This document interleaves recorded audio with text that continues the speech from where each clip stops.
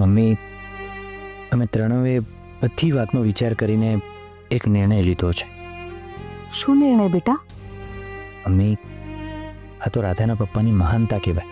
એમણે આપણે બધાને રસ્તા પરથી લાવીને એમના ઘરમાં જગ્યા આપી, અને હવે એમની કંપનીમાં નોકરી અને બિઝનેસ કરવાની પણ ઓફર આપી છે. પણ અમે બધાએ એક વાત નક્કી કર્યું છે. અમે બધાએ વિચાર્યું છે કે હાલ પૂરતી એમની ઓફરને બાજુમાં મૂકી પોતે કંઈક નવું કામ કરવાની કે શોધવાનો પ્રયત્ન કરી અને પોતાના પગ પર જાતે ઊભા થઈ. Krish,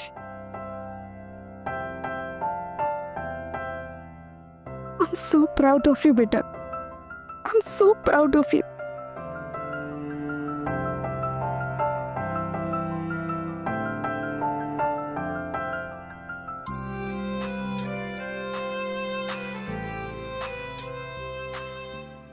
I'm so proud of you. Mummy, જો મારી જગ્યાએ રાધા હોત તો એને પણ આ જ નિર્ણય લીધો હોત. હા ભાઈ, તમારી વાત સાચી છે. મમ્મી, અમને સ્વાભિમાન છે ને એ તારાથી વારસામાં મળ્યું છે.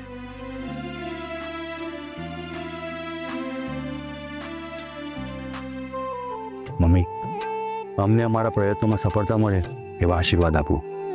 અરે બેટા, મારા આશીર્વાદ હંમેશા તમારી સાથે છે. બસ તમે તમારા જીવનમાં સફળ થાઓ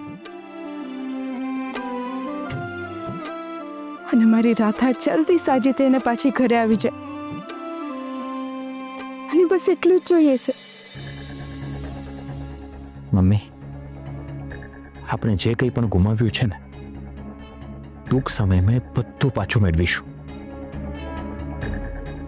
હા, અને તે ઊભું કરેલું એમ્પાયર ફરીથી ઊભું કરીશું. અને એના માટે અમે દિવસ રાત એક કરી દઈશું. પેલી કિયારાએ આપણી પાસેથી જે બધું છીનવી લીધું છે ને, એ બધું પાછું મેળવીને રહીશું. હા બેટા, આજ સુધી આપણી સાથે જે પણ કંઈ ખરાબ થયું છે ને, એ બધું એક કિયારાના કારણે થયું છે. એને એના કર્મોની સજા મળવી જ જોઈએ.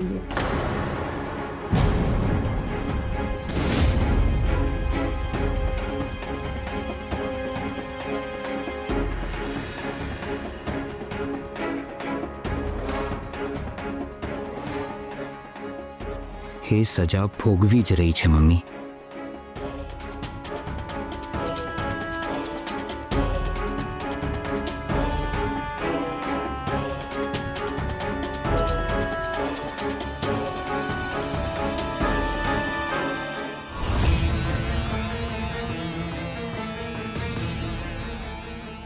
શું થયું મેડમ?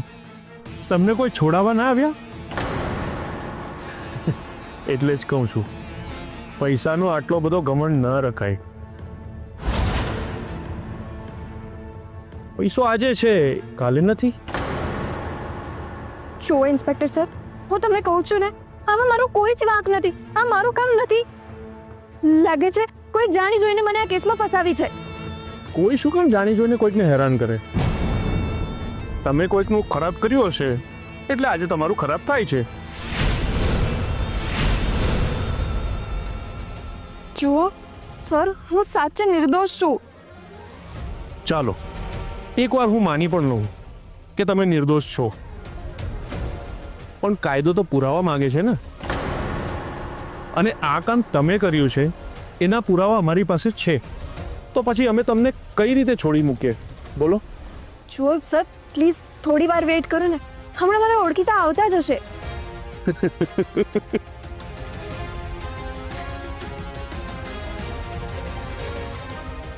મેડમ, મારા આટલા વર્ષોનો અનુભવ એવું કહે છે તમારા કેસમાં ફક્ત 2 જ પ્રકારના લોકો તમને છોડાવી શકે છે. એક, જેની સાથે તમે ભલું કર્યું હોય, અને બીજા જેમને તમારાથી બલબનસાઈની અપેક્ષા હોય. એવું તો કોણ હશે જેનું મેં ભલું કર્યું છે? હા, હમણાં કહેવા પ્રમાણે ફિયા હોઈ શકે છે.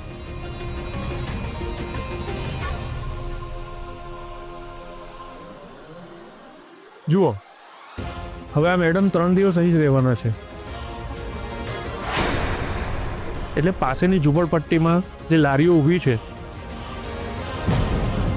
ત્યાંથી પાણી જેવી દાળ, જાડા ચોખાનો ભાત, વાસી રોટલી અને કારેલાનું શાક લાવી આપજો.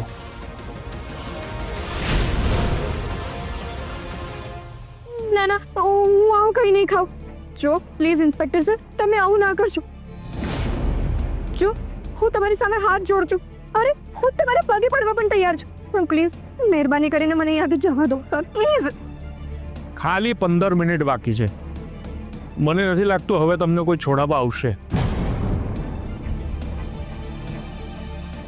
1 મિનિટ સાહેબ.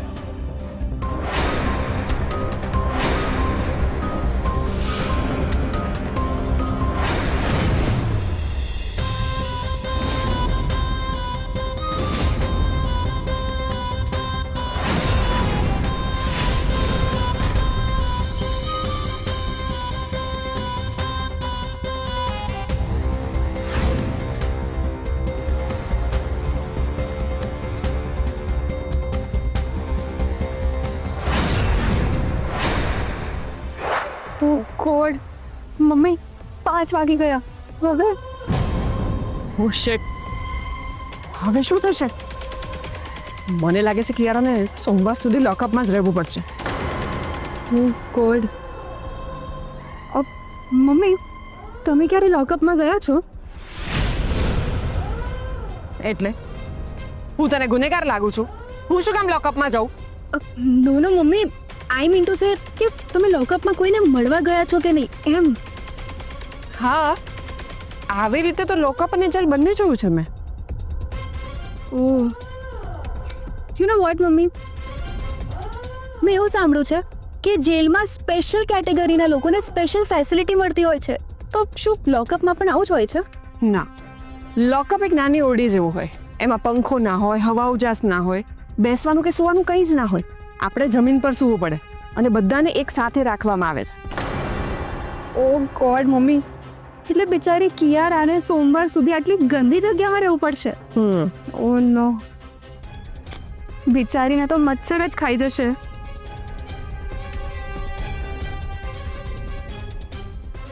મમ્મી, શું થયું? તમે શું વિચારી રહ્યા છો?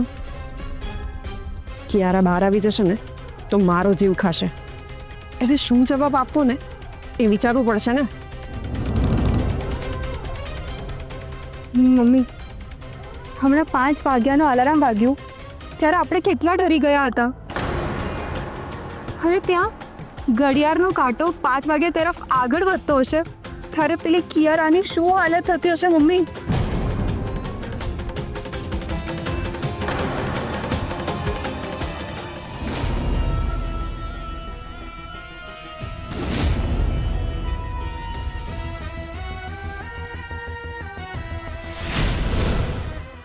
એ કોણ છે તું? હું ધનંજય સાહેબ, ધનંજય. ખાલી નામ ધનંજય છે, બાકી ધન સાથે મારે કોઈ લેણા દેણી નથી.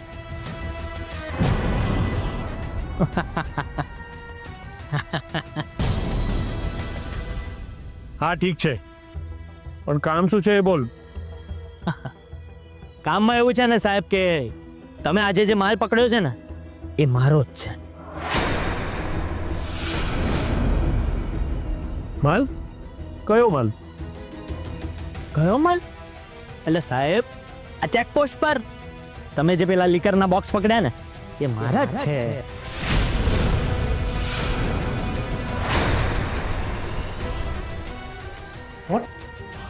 હા, મારા જ છે. જોયું જોયું, મેં તમને કહ્યું હતું ને કે એ બોક્સ મારા નથી. હા સાહેબ, એ મારા જ છે.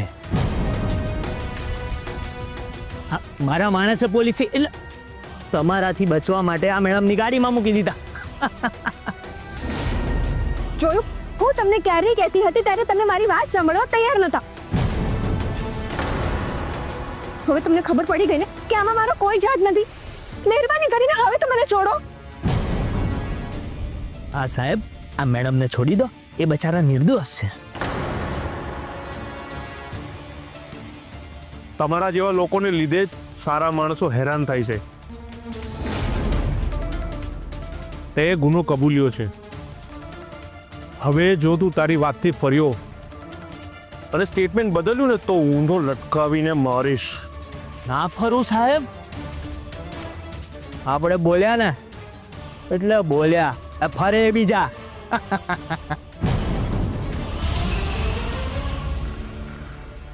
મેડમ, તમે હવે જઈ શકો છો. એમની અટકડી ખોલજો.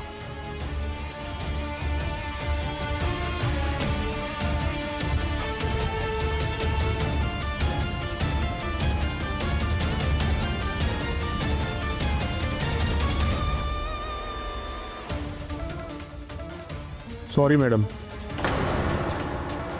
હા વખતે જવા દઉં છું. નેક્સ્ટ ટાઈમ આવું થયું ને તો માનહાનિનો દાવો કરી દઈશ તમારી પર.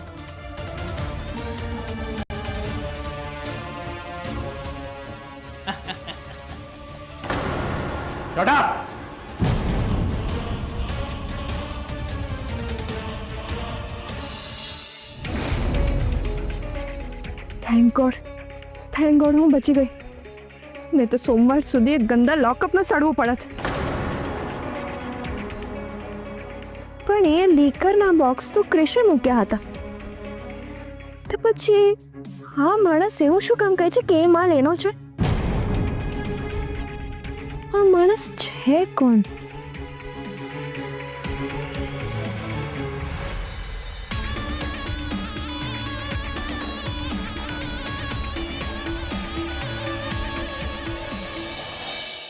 મમ્મી, આપણે કિયાર અને સોમવાર પહેલા છોડાવી શકીએ એવો કોઈ બીજો રસ્તો છે? હા, મારી પાસે જ એક વકીલ છે. હું એને પૂછી જાઉં એટલે આપણને ખબર પડે.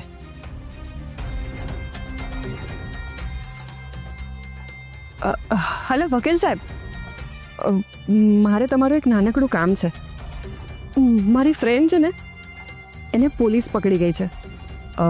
એકચ્યુઅલી એની ગાડીમાંથી વિદેશી લીકરના 2 બોક્સ મળી આવ્યા છે. શું કોર્ટ બંધ થઈ ગઈ? હા, એ તો મને ખબર જ છે કે કોર્ટ હવે સોમવારે ખુલશે.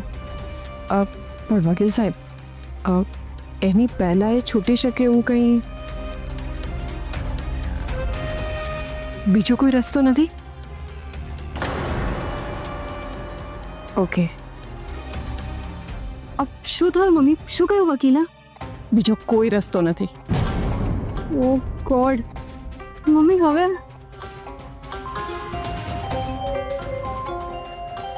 મમ્મી કિયારાનો ફોન આવે છે. હવે આપણે શું કરીએ મમ્મી?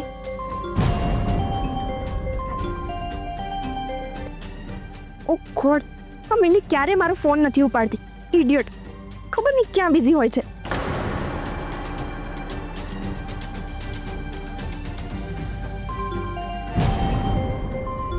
નો મમ્મી, કિયારાનો પાછો ફોન આવે છે.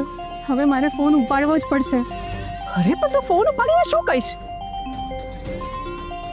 ચિલ મમ્મી, આપણે ટેન્શન લેવાની કોઈ જરૂર નથી. આપણે આપણી ફૂલ ટ્રાય કરીને પણ આ કામ કોઈ કરવા રેડી જ નથી. એમાં આપણે શું કરવાના? ડોન્ટ વરી મમ્મી, હું ફોન રિસીવ કરું છું. ફોન સ્પીકર પર રાખ. હા. મિલી, થેન્ક યુ સો મચ.